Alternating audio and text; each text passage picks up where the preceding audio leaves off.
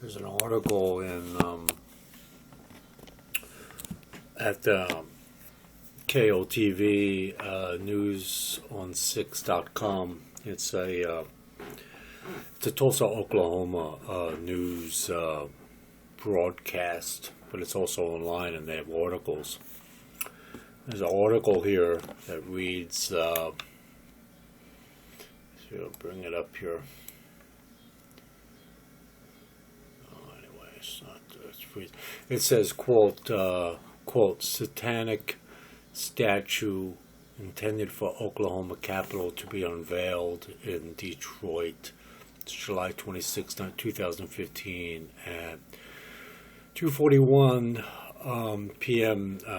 Central Standard Time. So bring it down a little bit.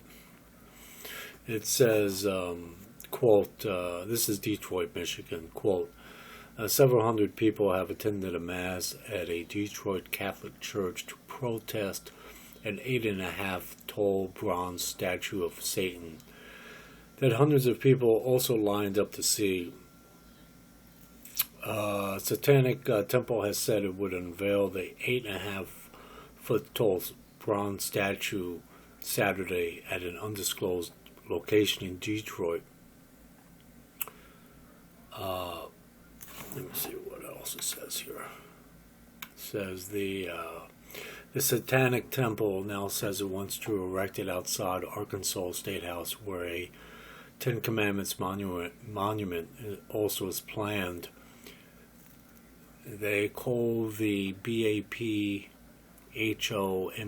monument a testament to plurality, PLURALITY, and the power of collective action, unquote. I read that. I had to put this on YouTube. You know, I'm an atheist, right? So the way I look at it is you have Satan and then you have God, right? And Satan represents bad stuff, or sort of the dark side of life, you know, or the murky area, or the very sort of the negative stuff, sort of the like the underlining or the underground or the undercurrent kind of things that are going on in life, right? And then you have God, which represents the good and the positive things in life, and happiness and tranquility and all this other stuff, right?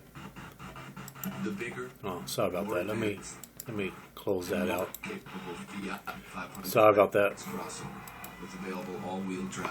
Wait 1 second. Well-rounded, never look so sharp. That's the thing about. That's from The Hill. Sorry, I don't want to interrupt this video. That's from The Hill. You know, they give you news coverage of Washington, D.C., but unfortunately they also pop up these pop-ups of advertisements, I mean, you get news online for free, but they cost you by, deliberately having these pop-ups with advertisements. But that's what you heard there. I had to shut the volume off. Anyway, you have God like positive and nice things and all this.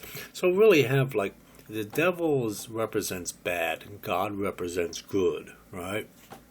And that's sort of unless you have the God's wrath. God's wrath is like, God's mad at you because you did something wrong or something or whatever.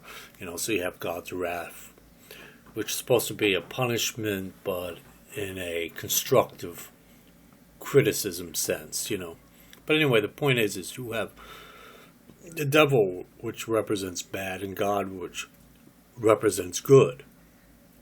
And it's sort of it's not even a sort of, it's actually that's all it represents. It represents as far as the scales of balance is concerned, you have the devil or Satan that represents these dark and negative things, and then you have God that sort of represents the light and positive things, and that kind of thing, So I could never understand why people can't just accept that there's good in life and then there's bad in life. I mean, that's it. There's pain and then there's pleasure. I spoke about that I think in my God Part 1, Part 2, Part 3 videos about 2-3 months ago.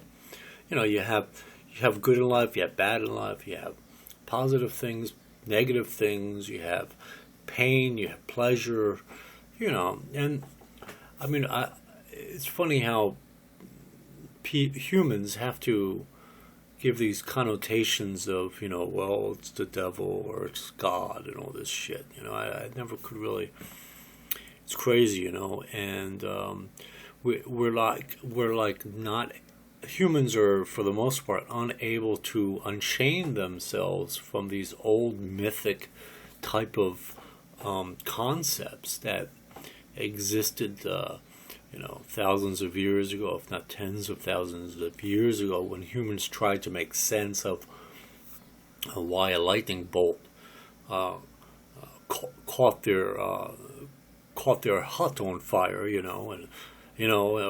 or death itself. Like, why did this person that I loved and cared for all my life, why did this person die? It must be something out there that's doing this, and all this shit. So, anyway, I saw that, and I sort of smiled and laughed at it, because, you have the Ten Commandments, of course, and then you got the Church of Satan or whatever that believes in their own creeds and quote-unquote laws, and